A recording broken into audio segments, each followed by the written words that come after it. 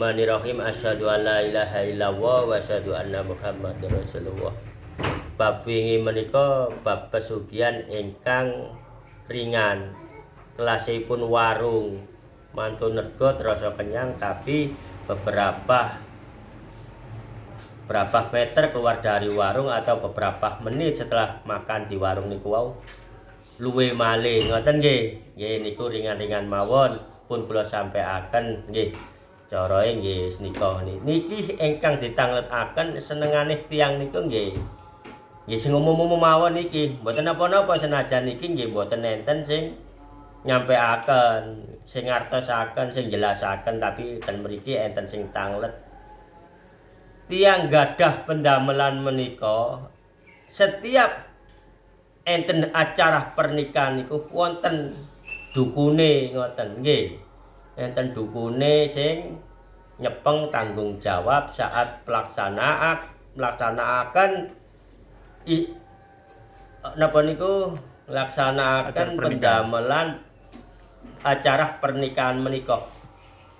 Monggo niki ingkang sampeyan tangletaken kula pun paham, kula pun ngertos. Lah dukune nika gadah wirid ingkang khusus sing garai sing tandang gawe ten mriku. Rasane wetenge niku kenyang terus. Seakan-akan basae ngeten. Aja mangan ae. Nah niku mboten asal kedo ae sampai perutih ingkang tiyang sing tandang gawe ten mriku niku wau rasa kenyang. Akhire nggih mboten mangan. Lah niki enten wiris khusus ngapunten ingkang agung. Niki ilmu nggih sak beneripun mboten manfaat. Kula nggih mboten belajar tentang niki, kula mboten ngerti niki, tapi kula ngalami. Lah dukune niki sing biasae kados maringi ngoten menika tiang-tiang ingkang sing tandang gawe ten pernikahan niku wau mboten arep ngedhop krana perute sebenarnya kembung. Lah niku kados kembung kados wareg menika. Tata carae dukune nggih ngoten.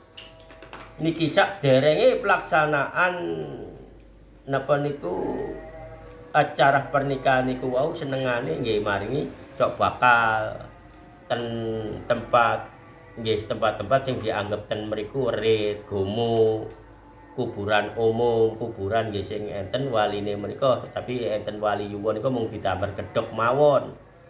Mboten didamel sesungguhnya. Lah niku nggih slametan ten mriku ninggal-ninggal cok bakal menika. Lah niku tiang-tiang ingkang sing nglaksanakaken tandang gawe ten rasa wareg sedanten. Akhire nggih mboten nedha. Lah niku nggih. Napa niki dampake? Dampake pun niki ilmu kebohongan sesungguhnya. Walaupun orang yang bekerja di apa itu hajatan pernikahan itu tidak makan, tapi ada akhir nanti karena ini sifatnya prasmanan, maka niku wonten beberapa orang yang diundang oleh sang nggadahi hajatan niku wau. Niku dugi nggih. Lah niku prasmanan. Lah niku nedhe mendet-mendet piyambak. Lah pas ulam umpal niku wau. Tiyang mendet sekol-sekol umpale niku pun disalap ten ndukure kali rawon, tapi enten tiyang ingkang nyelipaken ulam empal niku dilebetaken ten bawah piring niki. Nah niki enten beberapa orang. Lah niki hukum karmae. Sesungguhnya bohong semua ini. Nggih mongko menika kula elingaken dhateng panjenengan lek nggadahi hajatan pesta pernikahan menika umum-umum mawon, wajar-wajar mawon. Nek slametan nggih slametan menawi enten mriku enten makam umum, enten kuburanipun wali nggih slametan mriku mawon, mboten enten niatan napa-napa. Allah mangke ingkang ngatur. Dadose menawi enten kajenge udan, ten Allah dienggiraken. Lek dukun kan mboten. Disarang sing model-model ngoten menika. Lah niku nggih. Niki ilmu umum. Maka menika kula saranaken panjenengan lek gadahi hajatan pernikahan umum-umum mawon pun sampai sing damel sing kados niku wau. Lah niku wau pun enten dampake.